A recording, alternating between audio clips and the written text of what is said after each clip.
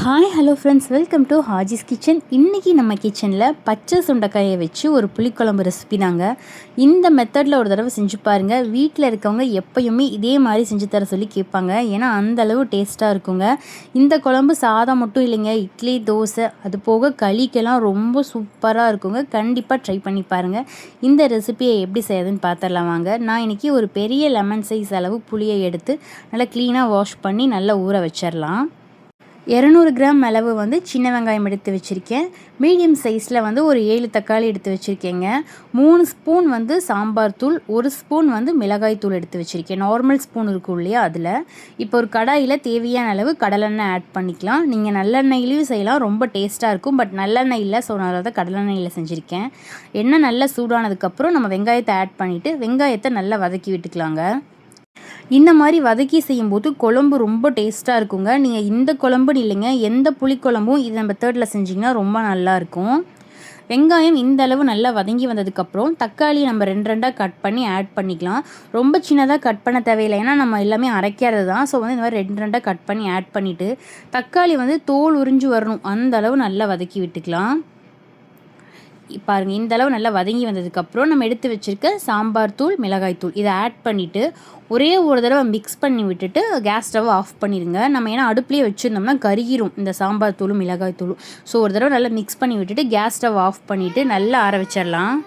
மசாலா நல்லா ஆறுனதுக்கப்புறம் மிக்ஸி ஜாருக்கு மாற்றி நல்லா ஃபைனாக அரைச்சிக்கோங்க. ஏன்னா தக்காளி தொல்லிலாம் திரியாக வரும். ஸோ அந்த மாதிரி இருக்காமல் நல்லா ஃபைனாக அரைச்சி எடுத்துகிட்டு வந்துடலாம். நான் இன்றைக்கி பச்சை சுண்டைக்காய் தான் எடுத்துருக்கிறதுனால பச்சை சுண்டைக்காயை லேசாக இடிச்சிக்கோங்க. கல் இருக்கு இல்லையா, அதை வச்சு கொஞ்சமாக லேசாக கொட்டி எடுத்துகிட்டு மோரில் போட்டு வச்சிடலாம். ஏன்னா சுண்டைக்காய் அப்படியே வச்சா சுண்டைக்காய் நல்லா கருத்துரும். ஸோ மோரில் போட்டுட்டு இப்படி வச்சுருங்க. நான் இன்றைக்கி ஒரு பெரிய சைஸ் தேங்காவை அரைச்சி பால் எடுத்துகிட்டு வர போகிறேங்க. ஸோ இந்த சைஸ் தேங்காவை அரைச்சி பால் எடுத்து வச்சுக்கோங்க. நான் ஒரு 100 கிராம் அளவு சின்ன வெங்காயத்தை 2 கட் பண்ணி வச்சுருக்கேன். நம்ம மசாலாவும் அரைச்சி எடுத்து வச்சிட்டேன், புளிக்கரைசலும் எடுத்து வச்சுட்டேன், தேங்காய் பாலும் எடுத்து வச்சுட்டேங்க. இப்போ ஒரு பெரிய அடிகனமான பாத்திரத்தில் தேவையான அளவு கடலெண்ணெய் ஆட் பண்ணிவிட்டு 1 ஸ்பூன் வெந்தயம் ஆட் பண்ணி, வெந்தயம் இந்த அளவு நல்லா பொரிஞ்சதுக்கப்புறம் நம்ம கட் பண்ணி வச்சுருக்கோம் இல்லையா சின்ன வெங்காயம், அதை ஆட் பண்ணி நல்லா வதக்கி விட்டுக்கலாம்.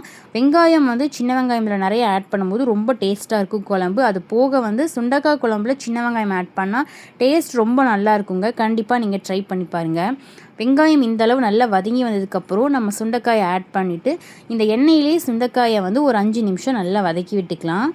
நம்ம இப்போ பாவக்காய் குழம்பு எந்த குழம்பு செஞ்சாலுமே இந்த மாதிரி எண்ணெயில் வதக்கி செய்யும்போது கசப்பு கொஞ்சம் கூட இருக்காதுங்க. சுண்டைக்காய் இந்த அளவு நல்லா வதங்கி வந்ததுக்கப்புறம் நம்ம மசாலா அரைச்சிருந்தோம் இல்லையா, அதை ஆட் பண்ணிவிட்டு இந்த மசாலா கூடயே ஒரு 2 டம்ளர் தண்ணி மிக்ஸி ஜார்லேயே ஆட் பண்ணிவிட்டு நல்லா கலந்து ஊற்றிக்கலாம்.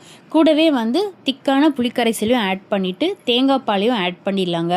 இது எல்லாம் ஆட் பண்ணிவிட்டு தேவையான அளவு கல்லுப்பையும் ஆட் பண்ணி நல்லா மிக்ஸ் பண்ணி விட்டுக்கலாம். இதுக்கு மெயினாக ஒரு சீக்ரெட் இன்க்ரீடியன்ட் ஆட் பண்ணுவேன். அதுதான் புளிக்குழம்புக்கு ரொம்ப டேஸ்ட்டாக இருக்குங்க. இது நம்ம புளிக்குழம்புன்னு இல்லை, சாம்பாரில் கூட ஆட் பண்ணலாம். இந்த பொடியை ரொம்ப டேஸ்ட்டாக இருக்கும். நான் எப்போயுமே ஃப்ரெஷ்ஷாக அரைச்சி ஆட் பண்ணிக்குவேன். குழம்பு நல்லா கொதிச்சிருச்சா, இந்த ஸ்டேஜில் அந்த பொடி செஞ்சிடலாம். ஒரு சின்ன ஸ்பூனில் சீரகம், ஒரு சின்ன ஸ்பூனில் வெந்தயம் எடுத்திருக்கேன். இதை ரெண்டையுமே ஒரு கடாய்க்கு மாற்றி நல்லா ட்ரை ரோஸ்ட் பண்ணி இடித்து எடுத்து வச்சுக்கலாம். இதை ஃப்ரெஷ்ஷாக ஆட் பண்ணும்போது தான் குழம்பு ரொம்ப நல்லாயிருக்கும். இதை நம்ம செஞ்சு வச்சா நல்லா இருக்காதுங்க, அப்பப்போ செஞ்சுக்கிட்டால் ரொம்ப நல்லாயிருக்கும். ஸோ இந்த மாதிரி நம்ம செஞ்சு வச்சுட்டு இடித்து பவுட்ரு பண்ணி இதிலேருந்து ஒரு ஸ்பூன், ஒரு சின்ன ஸ்பூன் ஆட் பண்ணால் போதும். குழம்பு 1 வாரம் ஆனாலுமே ரொம்ப டேஸ்ட்டாக இருக்கும். அதுவும் சுண்டைக்காய் புளிக்குழம்பு ஃபஸ்ட்டு நாள் வைக்கிறத விட செகண்ட் நாள் வச்சு சாப்பிடும்போது ரொம்ப நல்லா இருக்குங்க. இந்த குழம்பு நான் அம்மா ஊருக்கு போயிருந்தேன். ஸோ அங்கே செஞ்சு கொடுத்தது தான். எங்கள் அம்மாவுக்கு நான் வைக்கிற புளிக்குழம்புனா ரொம்ப பிடிக்கும். ஸோ ஊருக்கு கிளம்பி வர்றதுக்கு முன்னாடி செஞ்சு கொடுத்துட்டு தான் வந்தேன். ரொம்ப டேஸ்ட்டாக இருக்குங்க.